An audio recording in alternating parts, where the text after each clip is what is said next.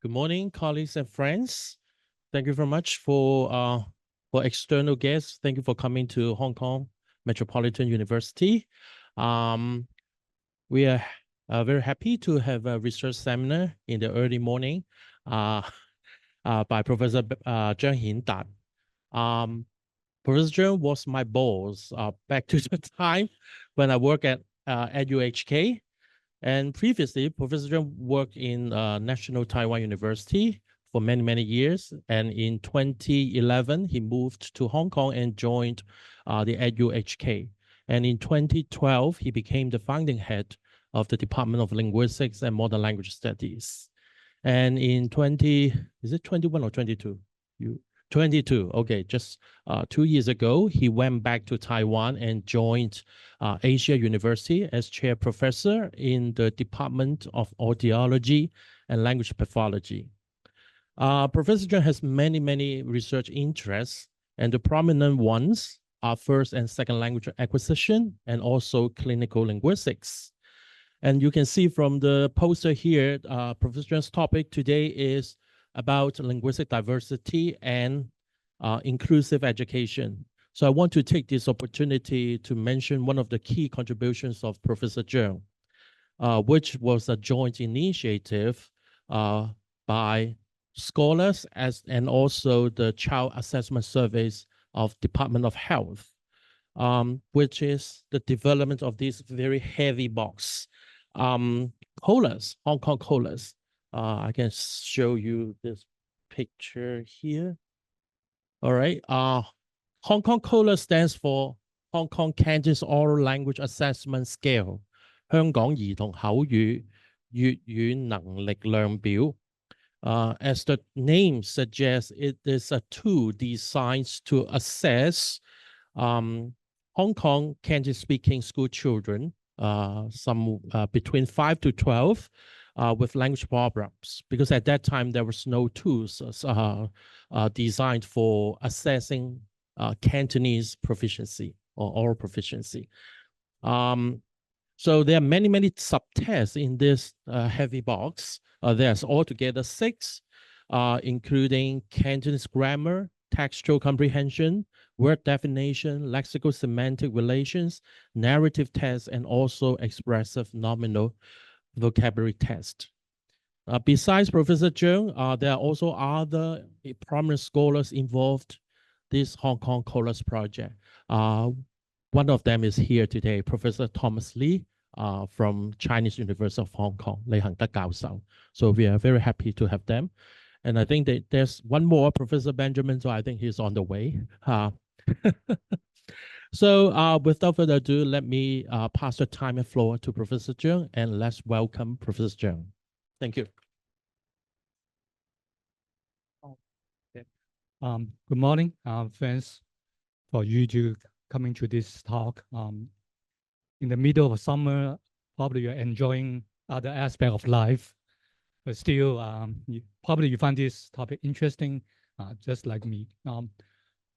But I have to be frank with you that since I moved to Taiwan, I do not follow this topic as closely as before. So for those who are working closely with the ethnic minority group, you may have some more recent literature to share with me, okay? Because recently I spent more time on clinical side, assessing children with language disorders, and try to develop treatment packages, things like that, okay? But still, all these things are related. The topic actually is something that Andy assigned to me, okay? Because he wanted me to talk about the language of the ethnic minority students in Hong Kong and how it can have some relation to inclusive education. So I think we all know that this group of children, children from South Asian, usually we use NCS, okay, non-Cantonese or non-Chinese speaking students, okay, especially the term being referred by the Education Bureau, EDB.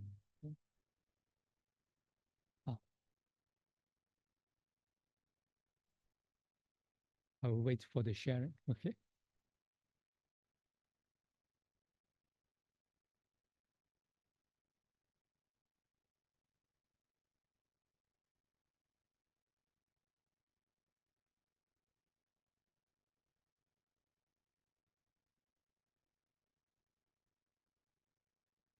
Okay, good. Okay. Okay, so but I prefer to use children from the SA group instead of NCS because it makes little sense to me. Okay, non-Cantonese speaking children, okay, or non-Chinese speaking. Now, I think the challenges was a really heated topic 5 or 6 years ago, but just like many other social issues, it seems to phase out or out of people's radar.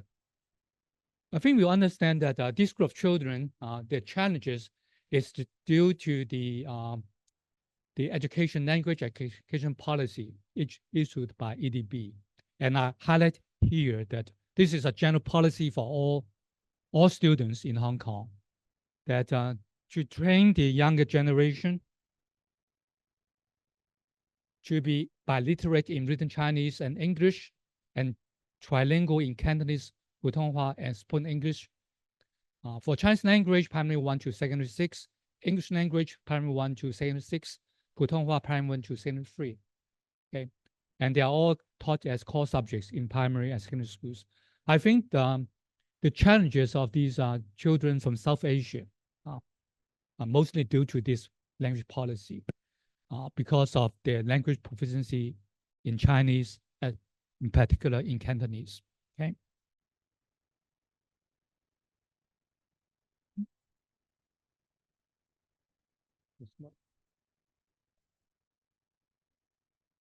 Maybe I will use the mouse. Oh, good. Okay. So it's just to recapture the kind of challenges in face of limited language proficiency. I think this is very general, not just for this particular group of children. Any children with limited language proficiency will face these challenges. The first one is a barrier to learning. Okay. Language is a tool for learning at school. So this is the first challenge. And then it will lead to academic struggles, fall behind in all subjects, not just the language subjects, all subjects. Okay? Even mathematics or arithmetic being taught in Chinese. Okay? And it can be a direct or indirect effect, social isolation. Okay? Because they don't understand the topic of discussion. Usually they cannot participate in classroom activities. And even outside classroom, for playing games, their limited proficiency in Chinese may also cause a problem. That also will lead to social isolation. So for this point, we can connect to the idea of inclusive education. Because for inclusive education, the main idea is to accommodate all students, regardless of their physical, intellectual, social, emotional. The highlight here is linguistic, okay, or other conditions. So for this group of children, they need to be included, to be part of the inclusive education due to their linguistic challenges. Okay? They may not have physical or intellectual challenges, okay, or disabilities, but linguistically, okay, I will show you later on that the difficulties is as serious as children with language disorders. Okay. So for inclusive education, we need to uphold the right to be educated, for them to be educated together in regular educational settings. And for this point, I think EDB is following the idea of inclusive education. But the last point, to value diversity as a resource for learning rather than barrier. This is something that we need to work on. Right now, it's still considered a barrier, something to be overcome. But for inclusive education, we need to see this kind of diversity as a learning resources, a kind of resource. Okay, so this is something in contrast with traditional models. So we need to have placement tests so that we have outstanding students to be grouped into the same classroom, to catering for their learning needs. So they can move faster, and then they can have higher placement, so that to fulfill some short-term KPIs. So I think this is still a kind of confrontation between two models. Okay, EDB still have some kind of KPIs for schools, and on the other hand, they also want to have equal opportunity of learning. I don't know why, well, probably because of the resolution differences. So the arrangement is being distorted. Okay. So the idea is a language to be a tool for inclusion. So it's not just something to overcome, but as a tool that we need to make good use of language as a tool. Okay. Now, the first thing is we know that language skills are essential for participating in an inclusive classroom environment. Okay. Then we need to ensure that our students would have the language proficiency so that they have equal learning opportunities. Okay. It's not just to reach the proficiency requirement, but that proficiency is for learning and participation in other classrooms. So this could be a misconception that we want to see how many students from the South Asia reach certain benchmark, certain level of Chinese as the KPI. But for the idea to consider that as a tool for inclusion, then we want to see language-related activities that these students can participate. I think that can be a better KPI, okay? Because it's a tool, okay? It's not the objective by itself.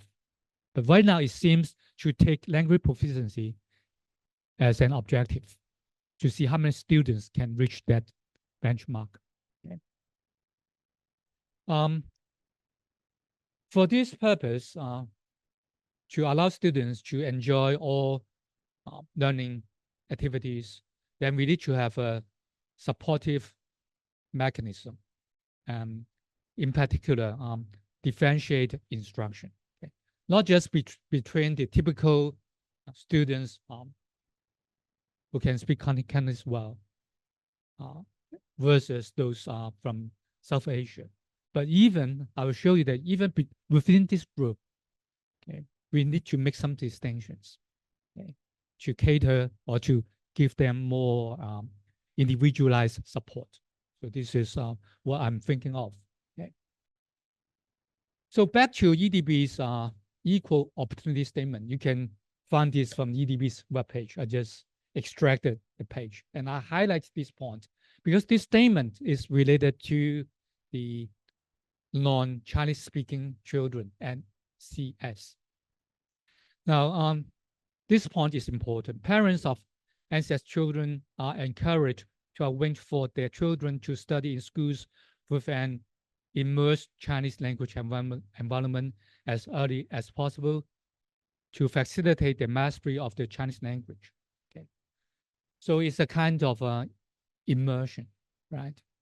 This is the kind of equal opportunity they're trying to provide to go into the, sometimes we call them the mainstream school. Okay. Now, but thinking of the situation in Hong Kong, okay, actually we're facing the same situation. I think many of you have seen this illustration. Okay, there's a wall in front of these children. I think it's the linguistic landscape of Hong Kong that I will explain a little bit. That there's some students can see well about their future and some cannot. If we just thinking of equality, whether they have the opportunity and provide every one of them the same kind of support. So it would be like this.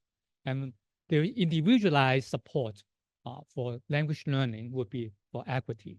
So some students need to have more help, more resources. I think this is the most challenging aspect for developing inclusive education. But this is the core of inclusive education, that we need to look after individual differences instead of a general school policy to see how many students can move up one grade or from A to B, from B to A, etc. Okay, so this is something about equity and more than equality. Okay, equality is the first step, but then we want to investigate individual differences or diversity. Okay, we want to use the term linguistic diversity. So we want to explore the situation, the barrier to these children is related to biliterate and trilingualism. Okay, so we know that for the Chinese language in Hong Kong, there's several components. We divided into two groups, two strands: spoken, so spoken Cantonese, and Putonghua is referring to the spoken version. Okay, and for writing, for the written language, is the modern standard Chinese, 现代汉语. So this is what children or school will provide them with the textbook. Okay? So this is the focus.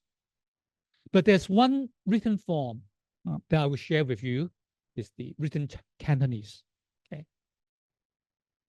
and there's a big component written and spoken English. So all the boxes in blue are the targets that these two school children need to achieve.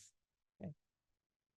I think the major issue is about the input in these three varieties: okay, spoken Cantonese, Putonghua, and modern standard Chinese. And there's some probably confusion to them how to differentiate modern standard Chinese and written Cantonese. Okay. So what is written Cantonese? So you can find this really, really often, right? 代客買餸. Okay, so 買餸 is written Cantonese. Right? You can find all these words in dictionary, right? But it is written Cantonese due to the oral form. And then they will relate it to this 買菜吃飯, okay, referring to the 普通话 version. Okay. So the problem would be if they have this term, they receive input 買餸, and then when they learn the written form, they need to convert it into 買菜. Right? This is the problem. Okay. In Hong Kong, input of 普通话 is still very limited. If you take the subway, right, you have all the train station mentioned. Other than that, there's no regular input. Other than this, even in the same web page, you can find this alternation, 書台, and here is 桌椅. Okay, this is standard modern Chinese, and this is 書台, definitely written Cantonese. Well, you may think that written Cantonese is only available in Hong Kong, but I found that it's not the situation. It's not true.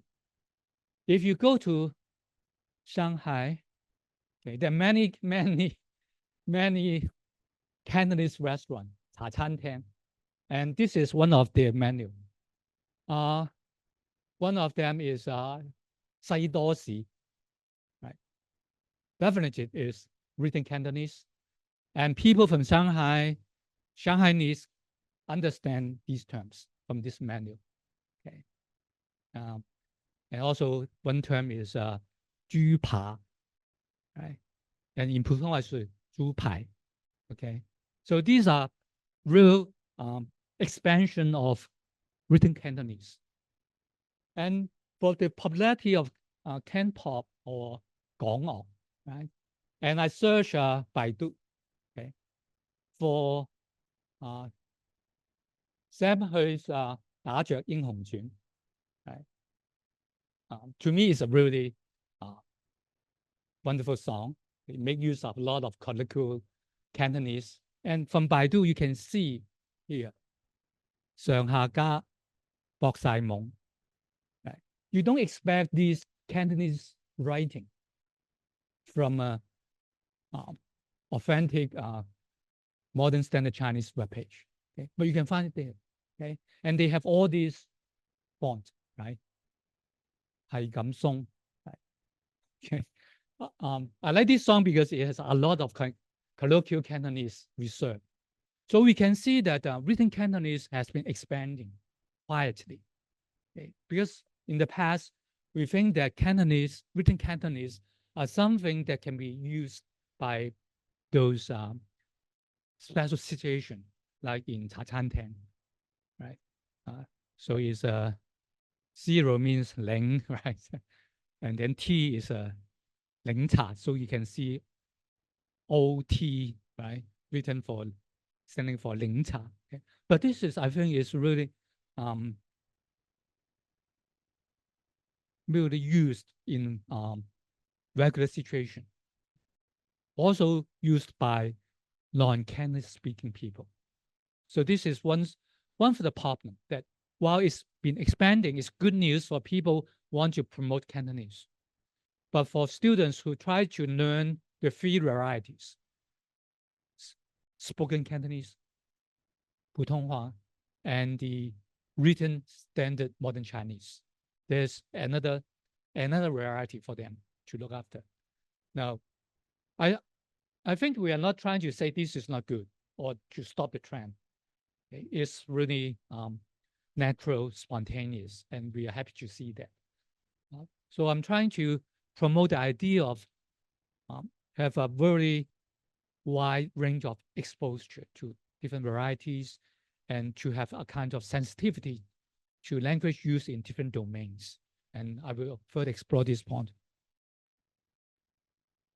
So the issue here is pathway to oral Cantonese and written modern Chinese for this group of children from South Asia.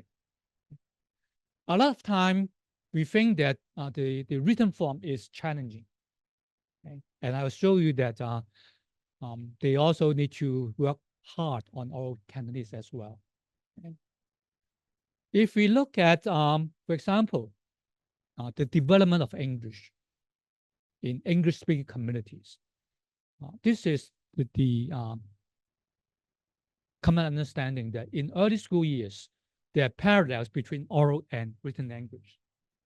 So in grade 1 and grade 2, or primary 1, primary 2, written form and oral form develop side by side. And a lot of time, students need to use their oral form to make that kind of conversion to the written form. And over time, probably after primary 3 to primary 4, then these 2 languages, oral form and written form, they diverge, each have their own process. It means that the determinant or the factors contributing to the learning outcome will be totally different.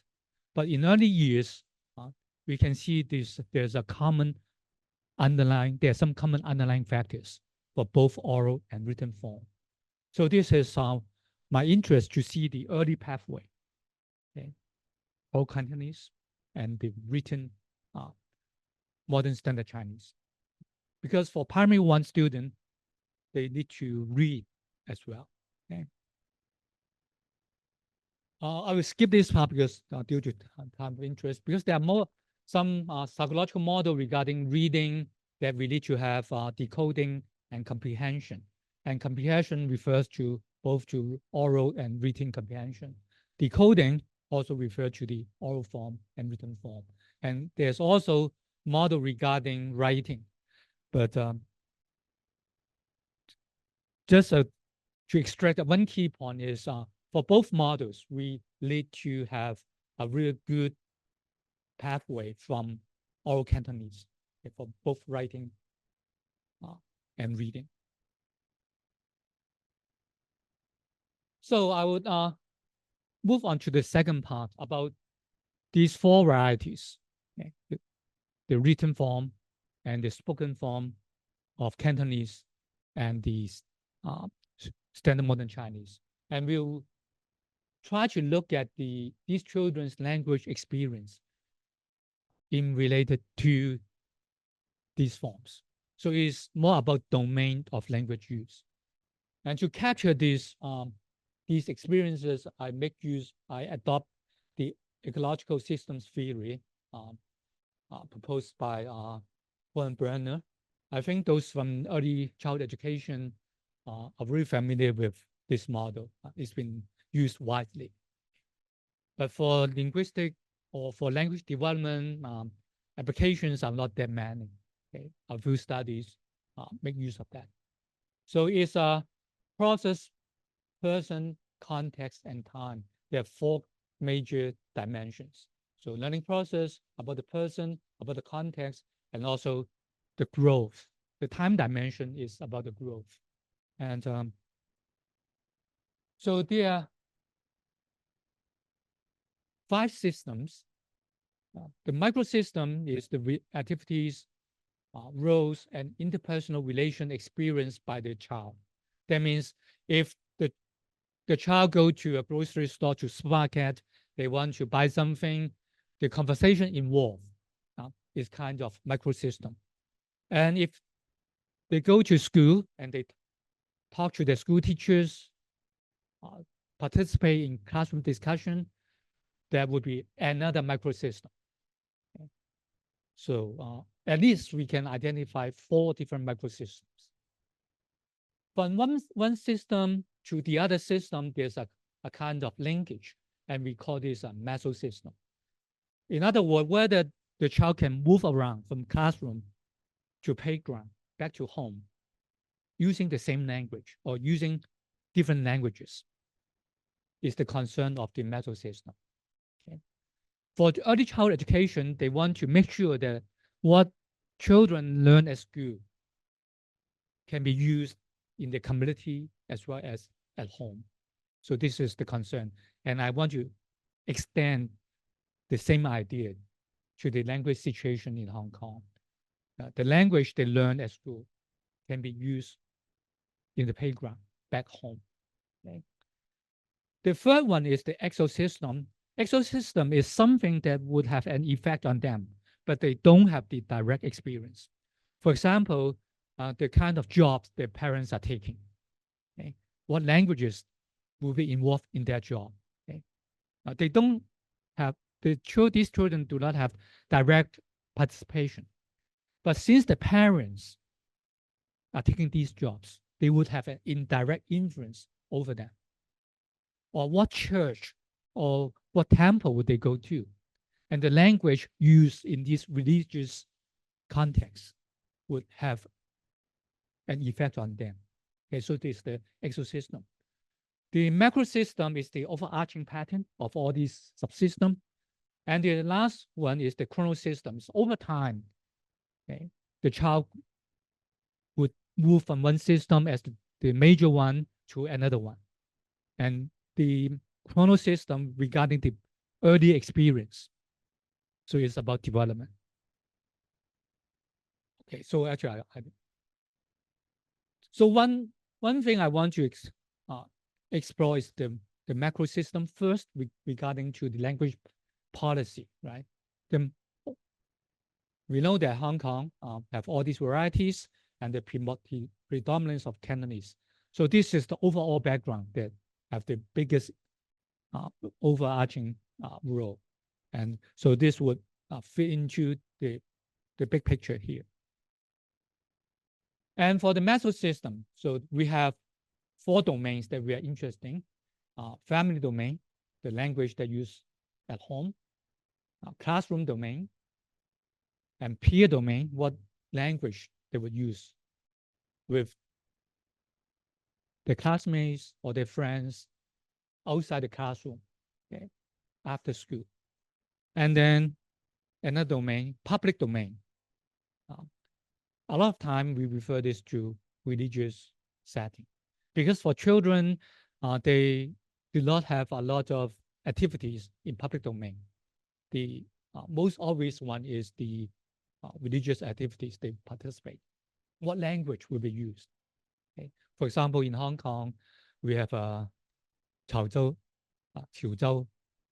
教會, right? So if parents go to that church, they would learn 潮州話, but within the domain of related to discussion with Bible, right? So they would have more high register vocabulary, right? Not everyday vocabulary. If they go to that 潮州教會, 潮州主日學. Okay. So the concern is, well, if we have a lot of resources allocated to classroom, would these the learning outcome would be transferred to the everyday activities, playing with their friends, and back home, would they have any influence back to their parents? Okay. And of course, this also related to the activities in the public setting. Okay. So the study I want to report is a group of students from South Asia, from primary 1 to Form 1. There are 91 of them. We have we collect data from 2 different locations. One in Yunnan, the other is in Cheung Hin. Okay. Yunnan, I think, is some you have that typical image that there are a lot of students from South Asia, but Cheung Hin, there's another group that we are not aware of, but through different channels, I come to aware that there's a school with quite a number of students from South Asia. So altogether, we have about, well, for some reason, we have more students from primary 3 than primary 5 or Form 1, because it's about availability. Okay, it's not a kind of selection. Just we want to include all the students from South Asia from these 2 schools. Okay. Why only 2 schools? Because these are the 2 schools that we can get the consent or the support from the school principal. Okay. A lot of school principals want to keep the door closed. They don't want to have outsiders to know the real situation. Okay. So these 2 primary schools are really open-minded, and I need to appreciate their support. Okay. We explore about 10 schools, and only 2 schools say yes. Okay. Others say no. Okay. They just said that, well, you will interfere our teaching. Okay. Really easy and straightforward. And for the bioinformation, there are 51 male students, boy, and 40 girls, so more boys than girls. I think it's quite typical for this group. Okay, why? As you can see that if we look at the place of birth, 28 of them from South Asia, and 10 of them from 10 girls, only 10 girls. Okay. The situation is usually is their father went back to Pakistan, got married, and then give birth to a boy. And if they're a boy, they're more willing to bring this boy back to Hong Kong. For a girl, they would just leave them there. Okay. So there are more boys than girls. So comparing with those born in Hong Kong, you see 30 girls, 23 boys. Okay. So this is really a social or a cultural factor. So we cannot to have a counterbalance of other method. Okay. But altogether, we have 40 girls and 15 boys, 91. And that's the best figures, the best number we can obtain from the school. And we have a language background and language use questionnaire for them. We have a research assistant who are native speakers of one of these South Asian language groups. for example, the Urdu, Punjabi. So they use different varieties of these languages. So the survey is not filled up by was not filled up by the children, but it's kind of interview. Okay, so they were asked about when did they start Urdu, Punjabi, Hindi, English, and Cantonese, and if they mention languages other than these five, then we put it down here. We asked about the order, frequency of use. We use all the time, all these categories. Half of the time, occasionally, rarely. So the domain will be home, home with labor, and school after class. Okay. So we want to look at the language history. Okay. So for the background, you can see that we have 38 of them. Actually, they moved from South Asia to Hong Kong, probably around 5. Okay, so that they can get into school. Okay. And we have 52 who were born in Hong Kong. Okay. Interestingly, one boy cannot recall where he was born. Okay. I don't know, probably maybe his parents asked him not to disclose this information to anyone, because I don't believe that they cannot recall okay, where he was born. Okay. But he says that I forgot. Okay. So I guess it's something that is a family secret. Okay. So there's one missing data. Okay. It's interesting that I don't know. It's something interesting to see why they don't want to tell them the place of birth. Okay. So you see, we have more born in Hong Kong and compared with those from South Asia, and we will do some contrast with these two groups. As I mentioned earlier, linguistic diversity is not just about the language skills, but within this group, the background, you can see there's a diverse background that would directly related to the performance. Okay. So I think this is something that very few people would talk about when we talk about the Lama Yue. We all think that they were born in Hong Kong, okay, raised up in Hong Kong, but actually not. Okay. And then we compile the use of language at home, at school, with labor. So this one is they use Cantonese only, English only, or the heritage language only. And then we actually find more is a mix of, for example, here, this one is a mix of Cantonese or Yue with heritage language, or Yue and English and heritage language. The inner one, the inner circle, we see 69% actually they use heritage language only at home. Okay. And then the green one is a mix of English and heritage language at home. So if we follow the color zone, you see the gray color getting smaller and smaller. Okay. So this is the school domain, and then this is the neighborhood. Okay. So getting smaller and smaller. Okay. And for Cantonese, the Yue here, you can see somehow they have more use, even though Cantonese is not used at home, but the expansion. So if we plot this in this line graph, from family to community, we can see an increase for the Cantonese and English, and a decline for heritage language. Okay. So when they move out of the family domain, the home domain, they don't use the heritage language.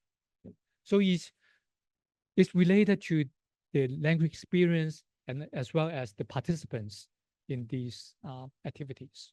Okay. So we can have this kind of hypothesis. If they learn language through interaction. Probably they will learn the language. I mean, when they all the vocabulary expressions related to family events, they can use it with the heritage language, but they may not be able to use it with Cantonese. Okay. So, for example, in Cantonese is 沖涼. Maybe they don't use this term, right? Because at school, I don't think school teacher will talk about 沖涼, right? But for school, they would say 交功課. Right? Then they learn this term, but they don't know how to use this term in their own mother tongue due to the context of use, the kind of domain-based relation. Okay. And so we compare whether they can use certain language. Here, this slide refers to the use of Cantonese in 3 domains or 2 domains or 1 domain, or they never use it. Okay. Now we can see that for those who were born in South Asia, 48% they replies no. Okay. They never use Cantonese, not at home, not at school, not with classmates in the playground. Comparing for those in Hong Kong, only 25% of them. Those who were born in Hong Kong, they will use Cantonese in 2 domains.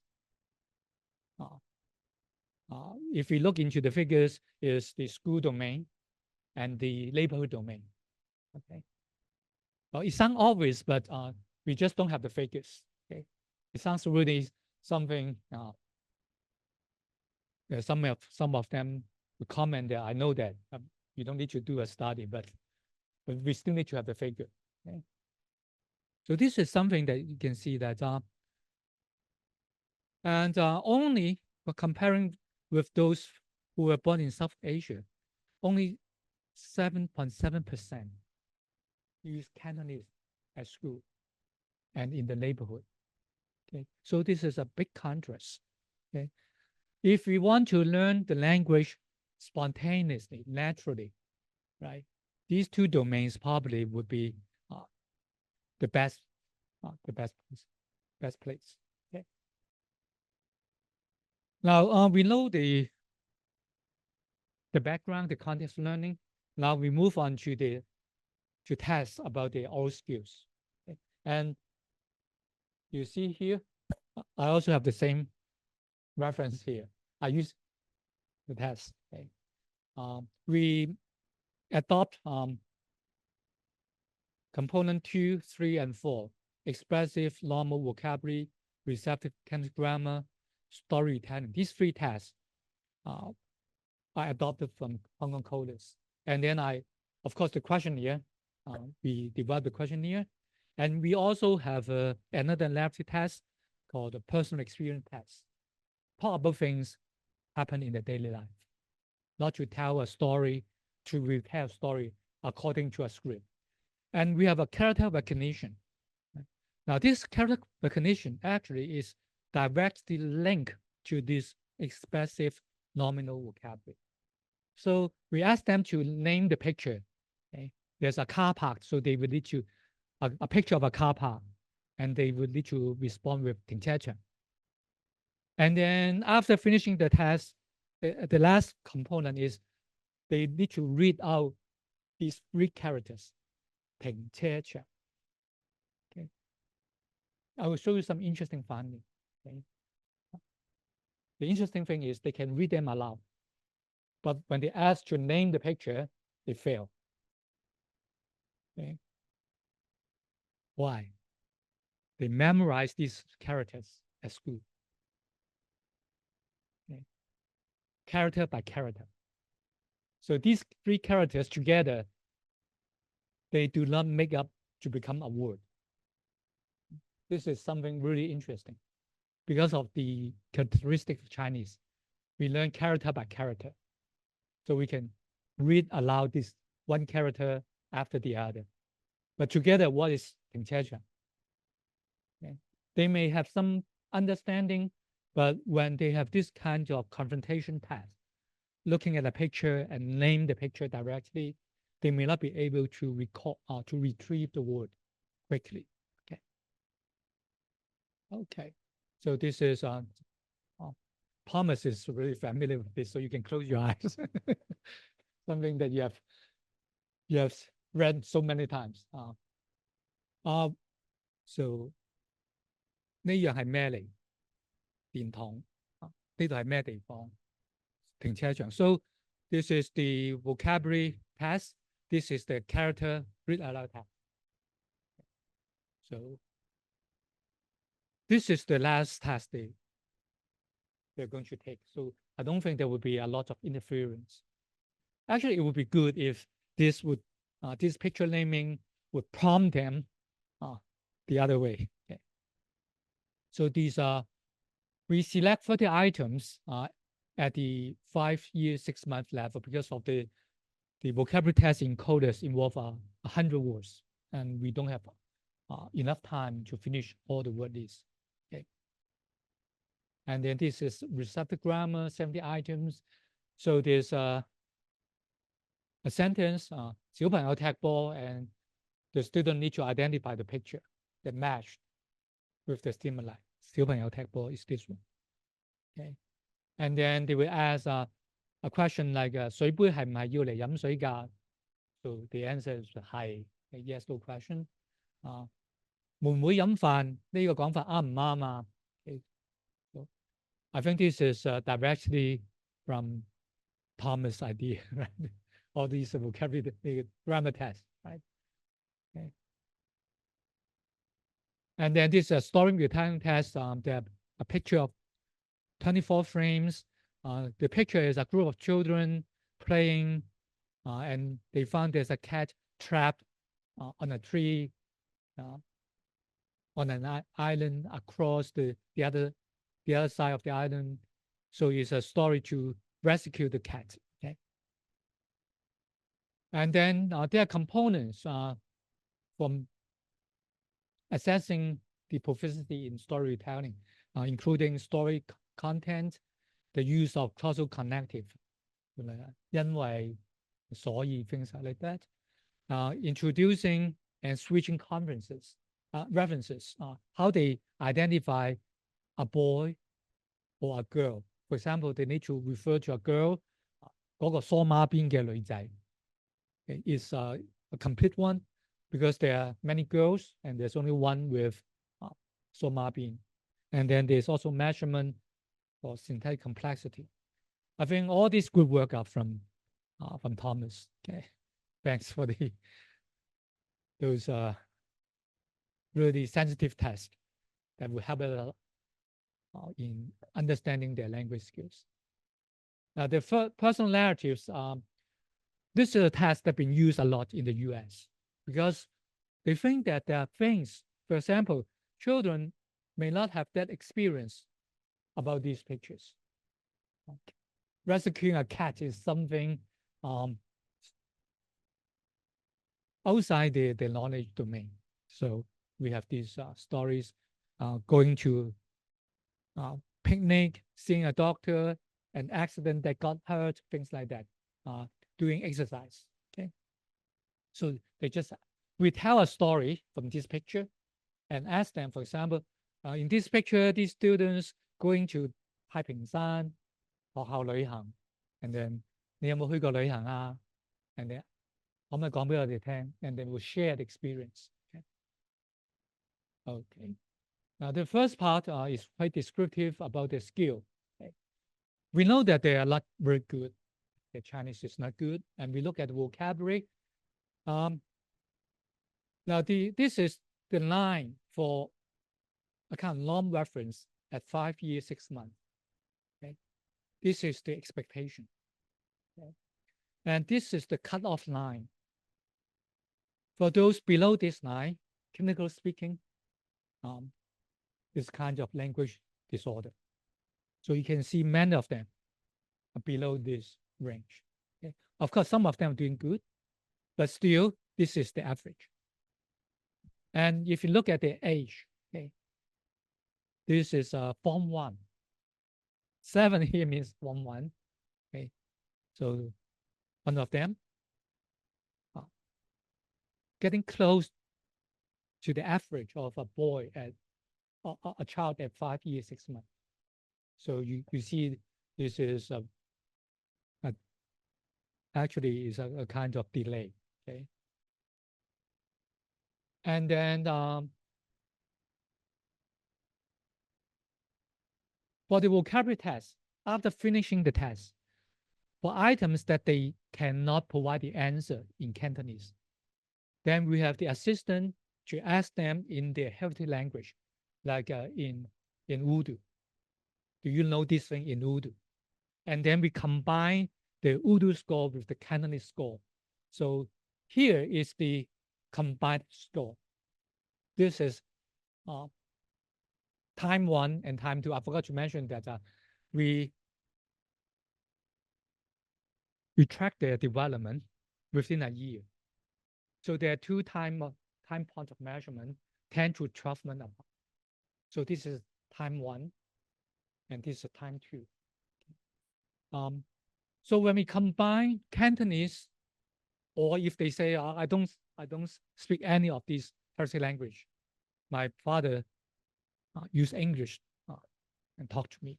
So then we'll switch English, ask them to name the picture in English. So I think this is something being also a common understanding that if you want to test bilingual children's vocabulary, you better ask both languages or all languages understand. So when we add them up, the situation is much, much better, right? At least we learn at 5 years, 6 months, they have this level. That means they have the vocabulary for them to move on to primary school 1, even though some of them are Form 1, but still they're ready for school education. So one thing is, I think for those working in the area of language education, we talk about translanguaging. That means we don't care about the language, what percentage we're using. As long as we can communicate effectively, we can just use the language we find effective. And this is general translanguaging approach. And I think the result here will support this idea. In the early years, okay, they need to use their home language. That could be English or Urdu, Punjabi, or languages that we don't know. Okay. Okay, so this is another kind of diversity. Okay. The first picture here would be quite troubling because many of them appear to be language disorders, right? But in this picture, then we know that they are typical bilinguals, okay, in the early stage of development. Okay. For receptive grammar, now this is, we convert all the scores to the age expectation, and they are all below the expectation. And if we want to learn that at 5 years, 6 months, this is the line that we would expect. Okay. So even for those Form 1, secondary 1, a number of them, the grammar are still below the expectation of 5 years, 6 months, or the primary 1 level. Okay. Right.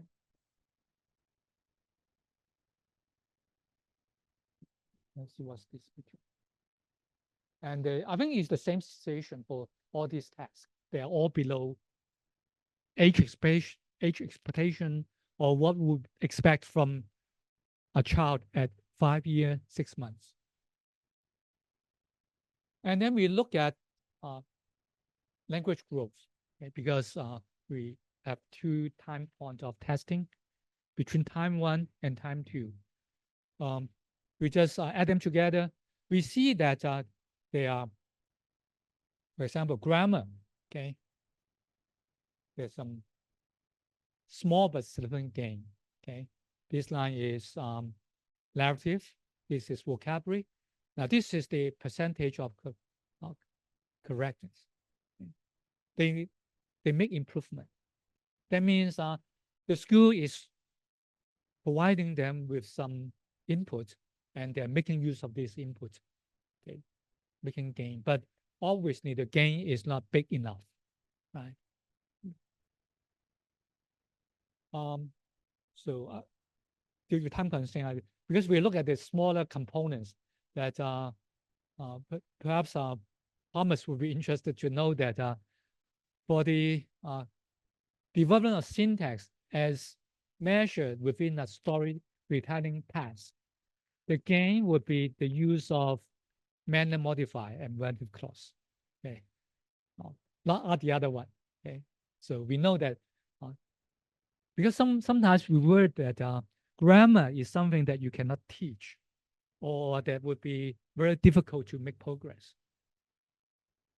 I don't think teachers in their school taught them grammar, but through art experience, their grammar improved in a love story retelling task.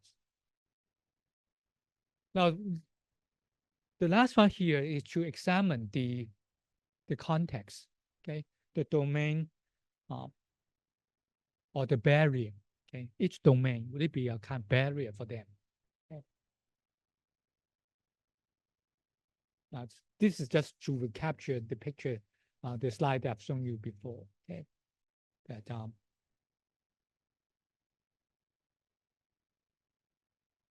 if first of all, if we compare the place of birth, okay, those who were born in Hong Kong and those who were born in South Asia, even though those who were born in Hong Kong in the blue bar, okay, they're doing better in grammar, better in vocabulary, better in narrative, but the differences are not significant.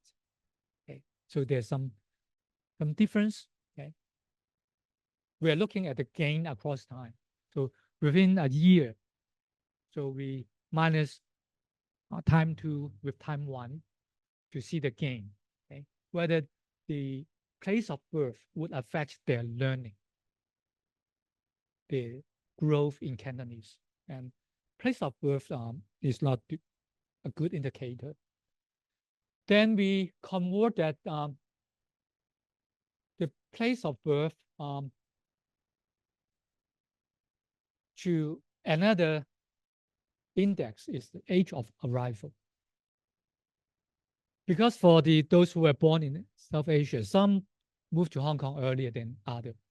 So we have 0, that means birth, they were born in Hong Kong, and then 1 to 6, that means they moved to Hong Kong before age 6, and 7, they were moved to Hong Kong after age 7. And we have 49 who were born in Hong Kong, 21 moved to Hong Kong when they were between 1 to 6, and 13 of them moved to Hong Kong after 7 years old. And we lost some information here because some children cannot recall. They know that they were born in South Asia, but they cannot tell exactly when. Okay. I don't know why, because usually something significant to us when we move from one place to other. But many of them say that I cannot recall.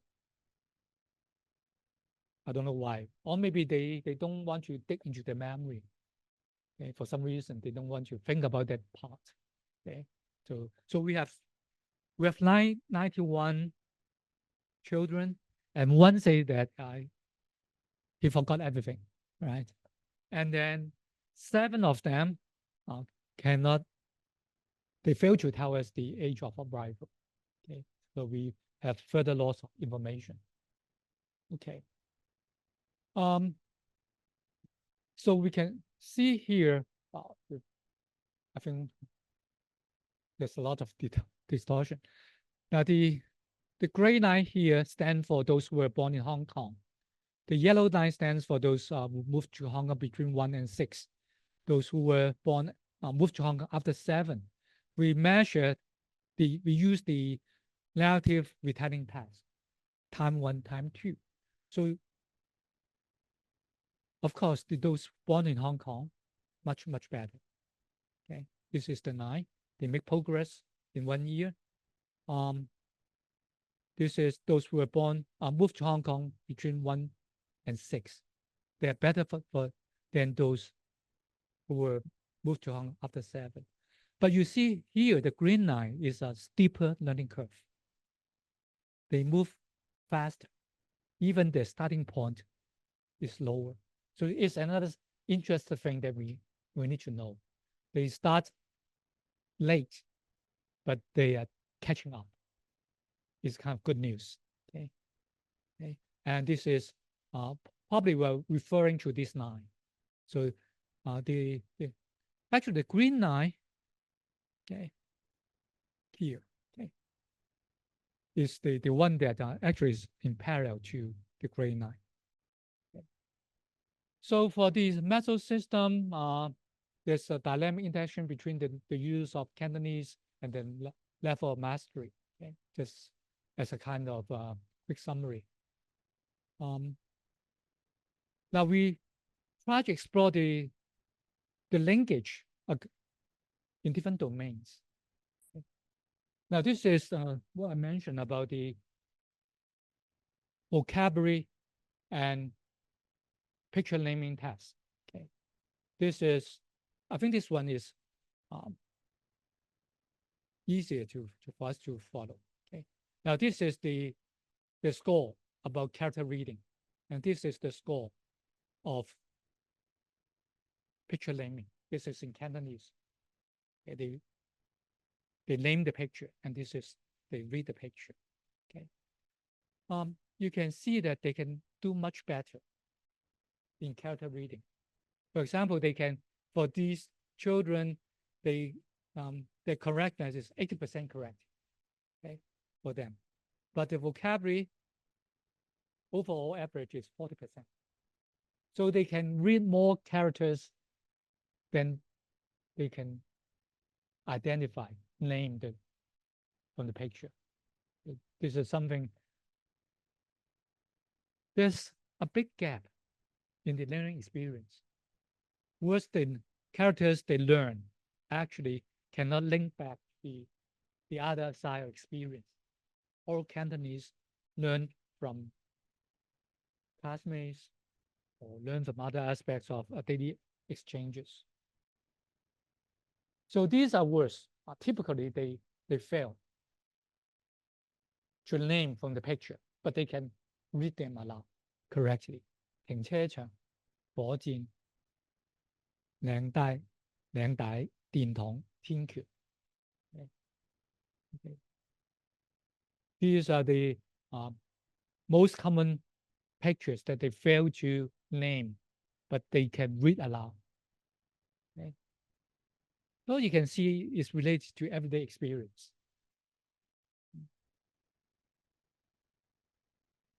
Well, they don't know what this is, this place, right? With a lot of cars. Probably the parents don't drive, so they don't talk about 停車場、攞車. And this is something for those who are rich enough, they can have toys, rocket toys, then they will talk about that. If they don't have that kind of toy or that kind of storybooks, then they don't have this. Attire, I think, is not common for them, especially for people from South Asia. I don't think they wear ties as frequent as people in Hong Kong, because it's too hot, right, to wear ties. 電筒, I think later, even for children grew up in Hong Kong, they don't know what this is. Later, we need to remove this item because we use our cell phone, right? This is become obsolete. Okay. And this time, and 天橋, they just cross the flyover. They don't name it. They don't have the naming. So this one, I think they can find this in Yunnan, but they don't name this thing. Okay. Now then we move on another life experience I would like to share with you. Is about now this is a personal narrative talking about 旅行. Okay, 學校旅行 is going to Ocean Park. Now this is I think it's a girl. Okay, and let's listen to it. Okay.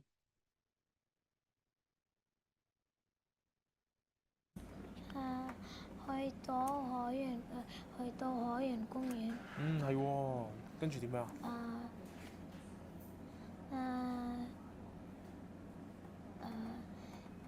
攞好多拍，我們十分開心。跟住咧？我和同學玩遊戲，攞好多獎。係喎。Okay. Now, so this is the personal experience about school trip. 旅行. One thing is 我們十分開心. Okay. So somehow they memorize some frozen chunk, right? 十分開心. Okay. But it's not oral Cantonese. Right? 我們十分開心. Okay. Here 攞好多獎 is oral Cantonese. It's good. Okay, so it's a mix of the Cantonese version of standard modern Chinese, right? This is from written input and then converted into oral form. Maybe in their class they have read aloud sections. Okay. I remember this is a 9-year-old girl. Okay. Okay. Now this is a 9-year-old boy. Okay. Now, listen to it. This is from the control group. I think you are very familiar because this is a typical Hong Kong kid. Just a contrast. 冇乜，但係有親子嗰啲去郊外嗰啲玩下。跟住我記得有一次係我爸爸帶領佢去玩啦，因為佢校長個即係佢係嗰個家長會嗰啲嘅會員啦，咁佢就帶車啦。我就成日都陪唔到佢玩，同埋有一次我就同佢一齊餵鯉魚咯，有一間係咯。一齊餵鯉魚。係。仲有冇啊？冇整啲手工咁。Okay, so you can see the difference, and he can also change the register. Okay, 係校長個朋友 but he realized that this is not the proper way to talk about his father's role, right? So he is a 家長會嘅會員, right? PTA member. It's the kind of awareness is quite mature, right? If you say that my father is a friend of my school principal, it's a really quite negative image. So really smart, right? 9 years old, the same age. So you can see the difference. But if you just listen to the accent, the pronunciation, you cannot tell. The first girl, well, the pronunciation is good, but just cannot deliver. Cannot tell other people their own experience. Something they have a lot of experience. Okay? And this is actually the most interesting part of my study that I found that very few people talk about or share the data. Now this is going to a clinic seeing a doctor. Okay, so this is 9-year, 2-month-old also. Now listen to this. 係因為佢會俾好苦苦的，苦苦的，苦苦的，仲有冇啊？ Okay, I just extract this one. So you can see 苦苦的, right? It's not 苦苦地 or 好苦. Okay. Okay. Good. And she said 少少驚. This is Cantonese. 少少驚. But then 苦苦的. Okay. I think it's also from the school practice. And this one, I think is really something. I hope my son can talk like that when he was 9. 有，嗯，醫生試過開咗啲退燒藥啊、抗生素啦，因為有心子咧由細咧就係身子比較差，抵抗力比較差嘅。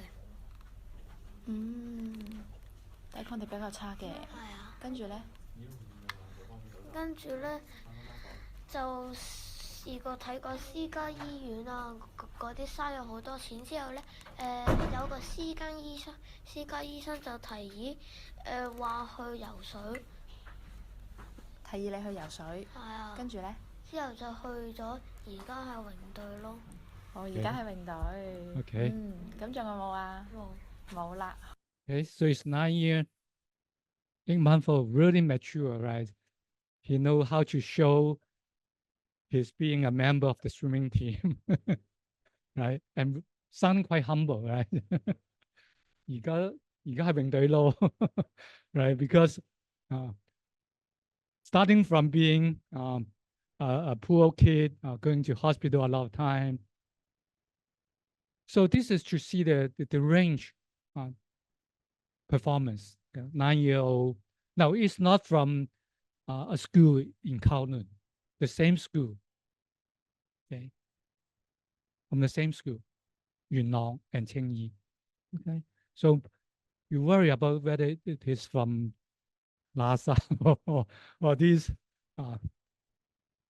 high achievers. No, from Yunnan. Okay, and that school is famous for accepting these children with South Asia. Okay, but so this is about the experience that they differentiate the use of vocabulary, expression, and more important about the relationship between people to express their standing. Okay, not trying to show off or try to keep a low profile, right? Just the last one, right? 校長嘅朋友 is not good. Okay, to keep a low profile. Okay, okay. And this is something just further evidence to show the mix of vocabulary from this group. So the point is, if you listen to the pronunciation, there's no problem at all. Oops, sorry.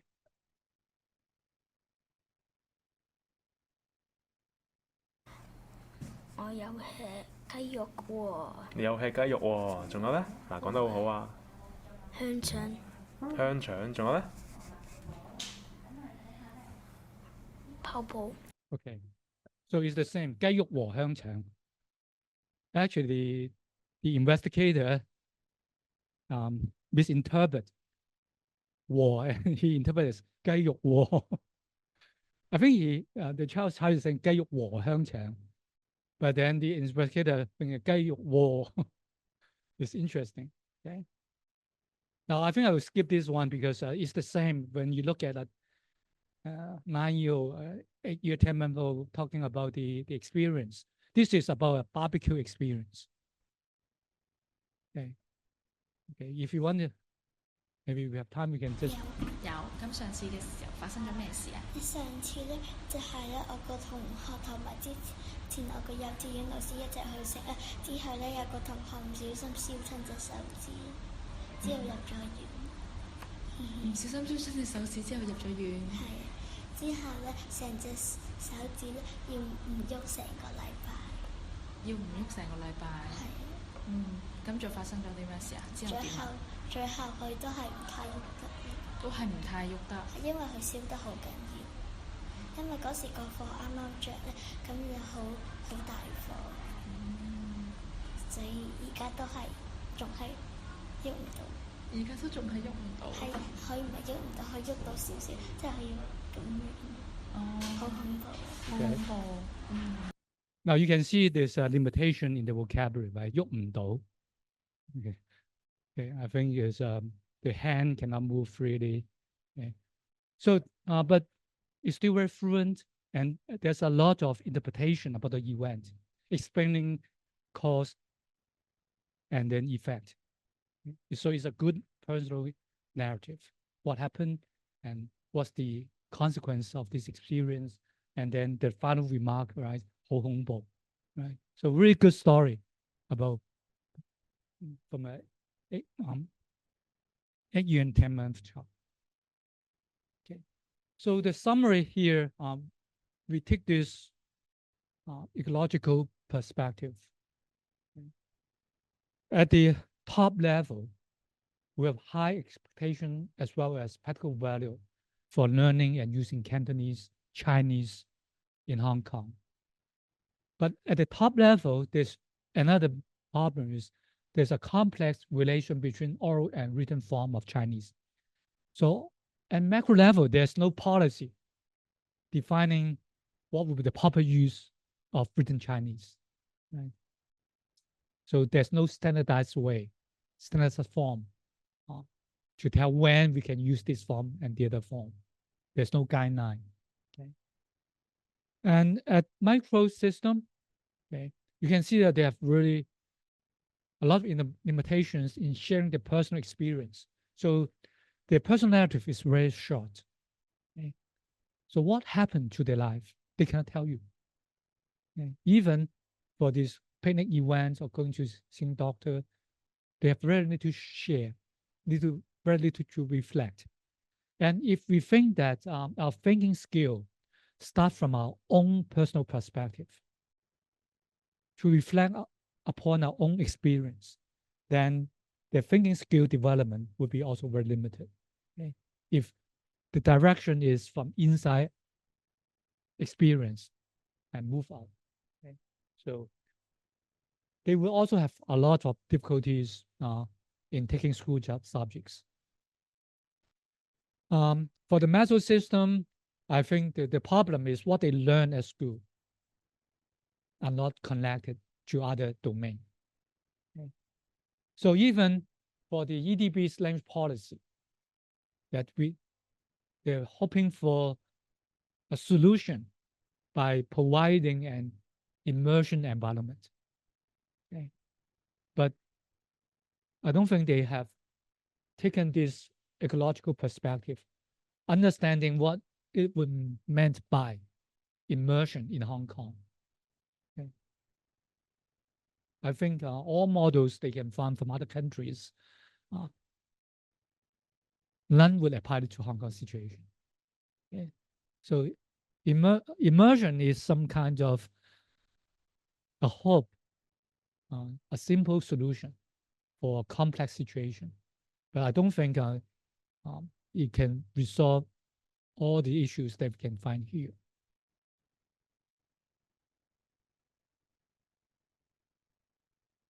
So, so to get back to the other idea of language as a tool for inclusion, so we know our target is to provide support so that students can participate in the classroom.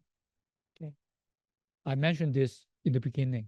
It's not to having a KPI that all the students from this background can move up to 2 grades or reach what level, whatever level, but it's about the participation. And it would require a different kind of assessment or reporting system, okay, other than they pass certain tests. Okay, and what we need to do now is trying to develop differentiated instruction for these children, because we know that students from different place of birth, okay, have different kinds of learning curve, different starting points. So if we are providing an immersion situation, that means every student would receive the same kind of input. Okay? It's not sensitive to these students' language efficiency. So, so actually, this is the last slide. Okay, so something that I'm thinking of. You need to have a Chinese as a second language program for an inclusive program. Now, I put up this point because I think 10 years ago, a lot of people proposing to have a different curriculum, Chinese as a second language for this particular group. And EDB rejected this idea. Okay. They think that second language is second class. And they don't want to have this kind of differentiation or creating other bias. But for an inclusive classroom, we need to take care of all these students. Okay, so we are not saying that everyone needs to be part of this second language program, but if we decide to have an inclusive classroom, this is the approach. And probably at this moment, I think it would apply to all students from South Asia during preschool. Okay. Everyone. Okay. It's the time that the account transition from what they learn from home domain to school domain. Okay. At home, they speak English or they use Urdu, and this transition is very, very important. And I think a second language program will be good for them. Okay. And for primary school, probably for those arrive Hong Kong late with AOA, age of arrival, after age 6. Because we know that the Chinese proficiency actually is a level that can be clinically classified as language disorder. Okay. So that means it's not for everyone, but we identify some students that would need help. They need more help. Okay. And the scope, we need to differentiate everyday use of Cantonese and classroom Cantonese. Right now, I think, I don't know, Johnny, maybe you know more about the EDB policy about the medium of instruction in primary school in the future, whether when Chinese teacher or subject matter teacher will use 普通话, okay? Because this is the critical point. Okay? But at least we need to differentiate that. Otherwise, we still have the kind of 腐的, 吃雞肉, okay? All this interesting production. There's a mix of input from classroom to personal experience. We want to differentiate them. So we need to promote the use of Cantonese at school as well as in the neighborhood. Okay? And highlight the importance of narrative skill. I think this is something I've promoting even in clinical setting for kids with language disorders. Narrative is a skill that integrating all components of language involved and is ecologically valid, okay, because they can tell story to other people. It's not something they just memorize without any good use. And from narrative skill, we promote oral narrative skill that would convert and that would help them better in classroom learning.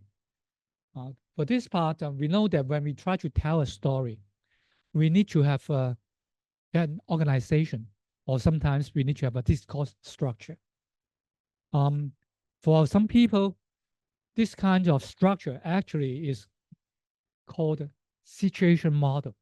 For those who are working in the area of psycholinguistics, you need to think of situation, and this is kind of situation model, and to understand what the hearer know about this situation, what information needs to be provided, what needs to be explained, and what vocabulary needs to be expressed.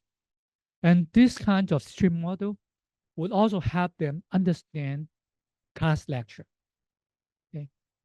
Because they need to understand the first few words in the lecture from the teacher to find out a model so that all the lectures, what being taught can be properly organized. Okay? So I think this is something I think we need to promote instead of just thinking of writing. because I know everyone is talking about the challenges in learning Chinese characters. But when you look at, listen to their narrative, then you know there's something they need to do first. So that's why I show you about the model, the simple view of reading, the not so simple view of writing. They all emphasize the foundation of all language skill before they move to learn the written language. Okay? A solid oral language skill is a requirement.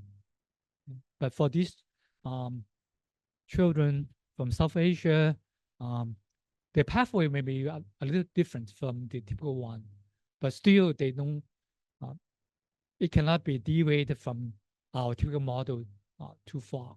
Okay. Let's see. Okay, so these are the team member. So we have, so these are we call them translators. Actually, these are assistant. Okay. Some of them just arrived Hong Kong in a few years, and they're looking for something meaningful for them. Usually they're married, okay, so they have a family to take care of, but still they want to do something.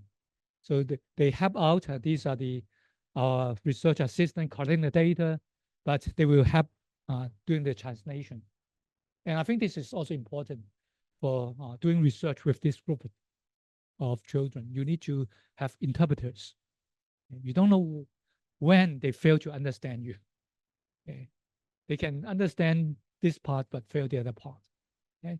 And also we have Wanji, a former colleague of EDU as the co-I. Okay. So I think I will stop here. Maybe I can get more updates from you, okay, regarding this topic. Okay, thanks.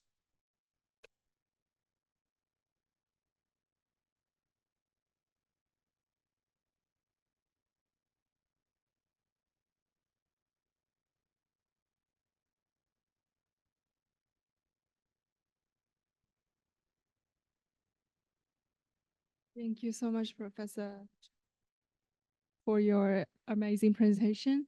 I am Ava. I'm actually from business school. My research expertise is in sport participation, sport management, sport for all.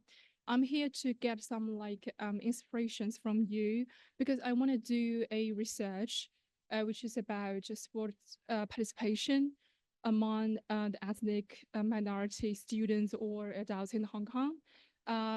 We have the same research participants, research targets, but we don't have the same. We have different research topics. So my question for you is, why you choose kids or children from South Asia as your research participants? Why do you think they are important or special? Or why do you think they are worth to be studied? Yeah, thank you.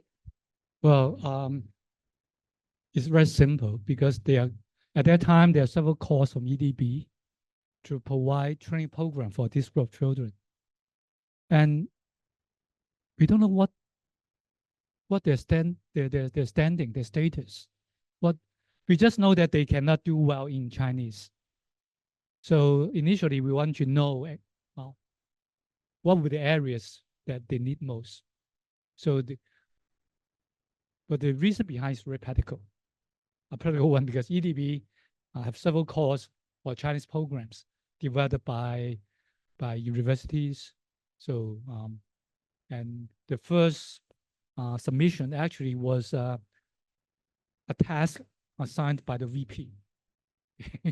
Our VP said, you need to submit a proposal to the EDB. We are at you. We need to support the government. So I think the rationale is very 100% practical. But when we were preparing the proposal, we found there are a lot of gaps. We don't know what happened. Everyone talk about characters writing, but we know that in theory, we need to have the oral language. And there's no report about the oral skill. So this is why we select this group. And I think at that time, this group has created a lot of issues in Hong Kong, including the kind of social order, right? That there are many dropouts, again, and then creating issues in social order. Okay. And I think it's now getting back, right? In the past few months, there's some famous cases of robbery, right, that involve this group as well. So I think the background at that time, they know that why they're involved in these social issues, because most of them are school dropouts. And why they're school dropouts? Because they don't find the school interesting, and they cannot perform well. So I think we have a different starting point. My starting point is really practical. The very first one is an assignment from the VP. Okay.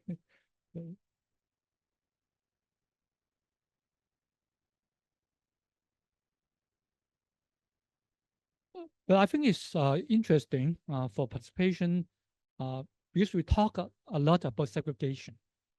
We thought that we put them in the same school, then we'll avoid that kind of segregation and everyone can participate.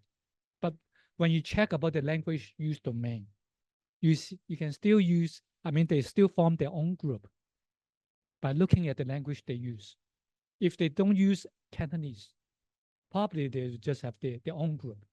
They don't play with local students.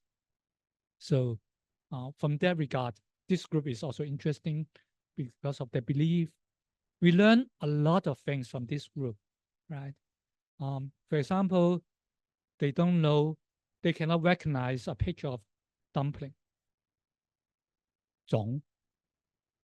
Why? Because in Hong Kong, most dumpling have pork, and they are mostly Muslim. And I check again with people from India and Pakistan. They have this kind of dumpling, but in different shape. Not, it's like more like a Shanghai zhong. Yeah. Okay. But they cannot recognize it. For tea, okay, they use tea bag. Okay. So they cannot recognize cha yip. They have cha bao. Okay. So a lot of time, then we know that they don't go to traditional wet market. I think it's the religious reason that they consider these places are dirty. The mingling with pork, meat, fish in the same place. They will avoid these places. So that means the vocabulary in food item, vegetable item will be very different from us because their life experience is very different. But I mean, here is trying to say is they have very different life experience, but they go to the same school, and how they can join together or participate in school events, right? That would be interesting. Yeah.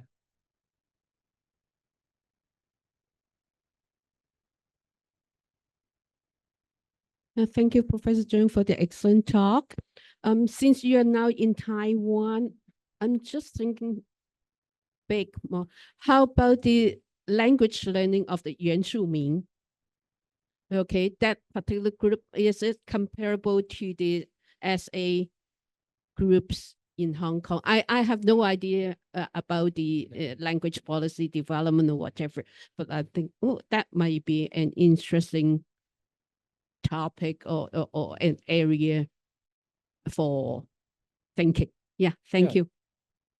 Well, it's a big topic, but I can just share a few pieces of my own observation. And we did conduct some research. At the top level, I think we have a really clear policy about their own language. And then the examination for their own language. And when they get certificate, if the person is a civil servant, they get some promotion or adding up some points. So there's some encouragement at the macro level, recognizing these languages. I think for those, we call this Austronesian languages. I think right now there are 8 tests for them, 8 different languages. Each of them have a test. have a proficiency test. And in Taiwan, there's also a test for Hakka, a test for Manama, something mean. Okay, so these are the policy level. Okay, so sounds really promising. But then we go in. They went to one of the tribal area in the mountain. The simple answer is, even though they have a class period of 2 hours every week for the language of their own language. For example, in Hsinchu Xian, they would learn Sadiq. Okay, it's one of these languages. But we test their language skill is next to nothing because the parents do not use the language. It's not that their parents do not know the language, because it's about a kind of correctness. Politically being correct at that time, you need to show that you're educated, then you need to use Chinese.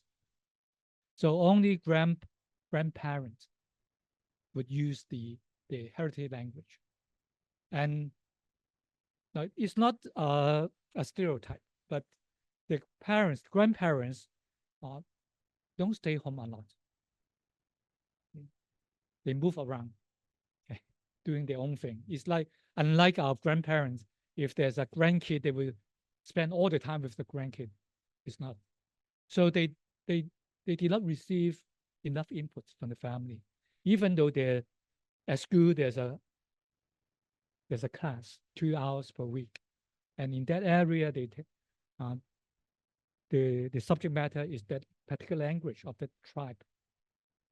So at policy level, everything is moving in the right direction. But there's another economical situation that if you are not civil servant, then learn this language does not have much.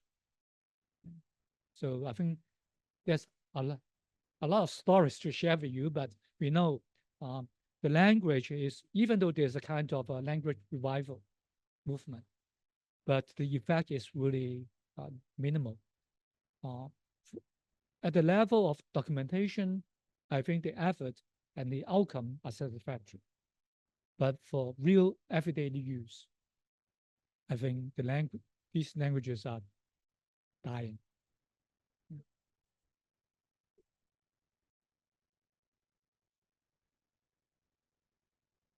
Okay. Well, yeah. Yeah.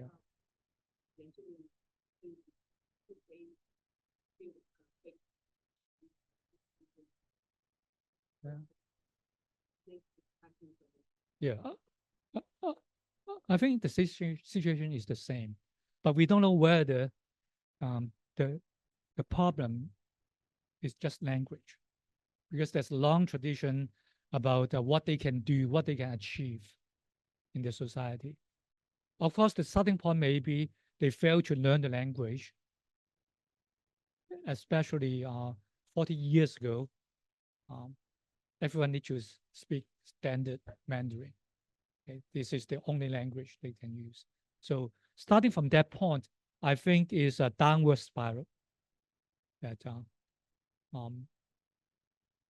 parents it's like the situation in mainland. Most parents move out from the tribe, and then they move into a city, and then doing like the kind of labor-intensive work, and then their son, their children were left behind at home. Their grandparents trying to take care of them. So really typical like that of mainland China. So it's the same. There's a gap. Okay. Of course, there are other counterexamples, and usually the government will take these examples to show you that this is the output of the policy. Typical one is from the priest, children from the priest. They usually have a high performance. Moxie, okay, from Catholic Church. So maybe it's a combination of religious and public domain with family domain. So the language input would be very different, even the cultural side. But a lot of examples showing that those who perform well, when you ask them, you can guess. Many of them, their fathers are priests. Okay.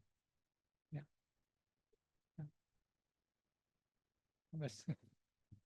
Yeah, in that, thanks for very rich and informative study. I have three clarification questions. One, I noticed that in fact the kids did better in the grammar test than the vocabulary test, because with the 5.5 norming line, they were above the norming line, a lot of them, for the grammar test. But even for the mixed code replies, the performance for vocabulary was still below the norming line. So I wonder why. Is that because, as you said, there's a cultural bias in the vocabulary test? Okay, that's the first question. The other question, you didn't say anything about interviewing the parents of the kids. Well, because you had translators, so maybe you could say something about this. And the third question is, have there been studies done on the English proficiency of these children of these backgrounds, and how do they compare to the Chinese students? Yeah. For the grammar, I think for Cantonese grammar, I think there's not any varieties. So the core grammar would be the same, unless when you touch upon thick, right? These are the interesting thing that related to grammar. But so I think the input can add up together on the grammatical side. But for vocabulary, then it's more domain specific, cultural specific. So the experience cannot be added up easily.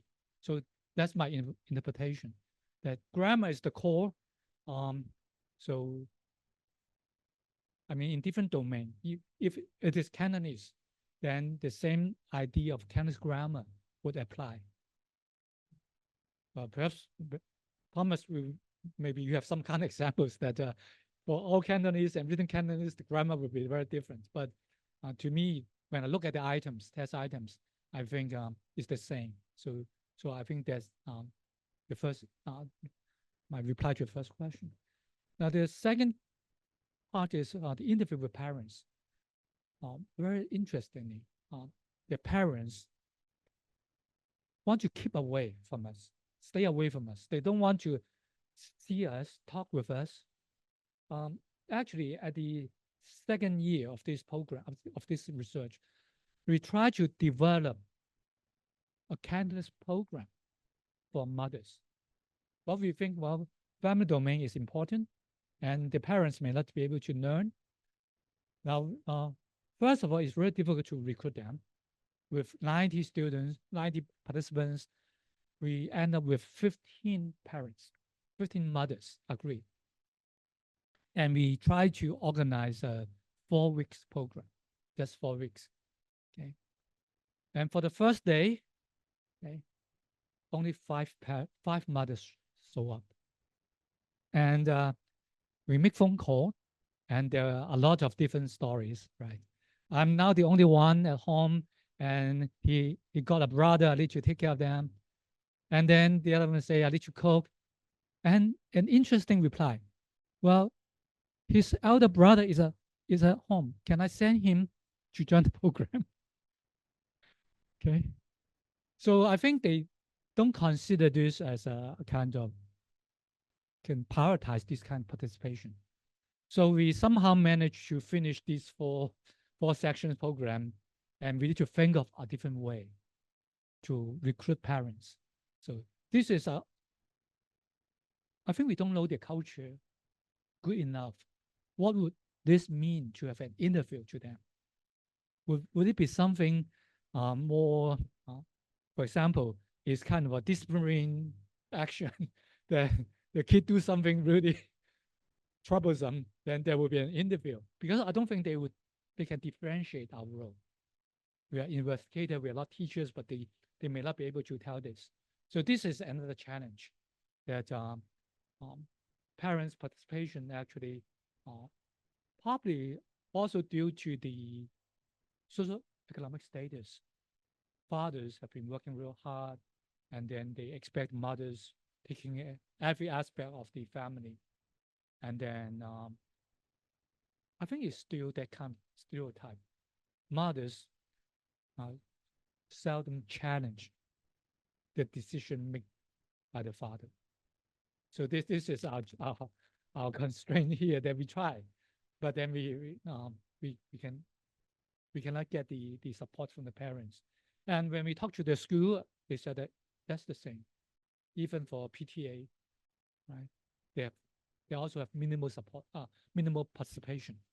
Okay, I don't know. Maybe they feel that they have the minority, inferior to other children, so they avoid to being compared.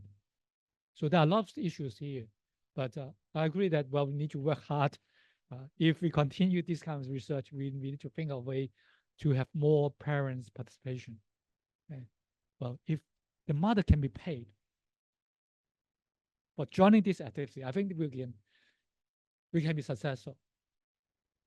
Yeah, if they can be paid, a handsome pay. Yeah, okay. And for the last part, actually, I didn't have time to compare the outcome. So maybe I will do this, take this as a homework. Okay. Okay. And I think the problem is the measurement is more related to school English learning. But here for this is actually is about all Cantonese, and I think because of our own participation, we are more confident about the result. For the English one, we don't know whether it's school performance or really English proficiency. I think this is the problem. That I didn't compare the results directly. And I will do the homework for and tell you the next time. Okay.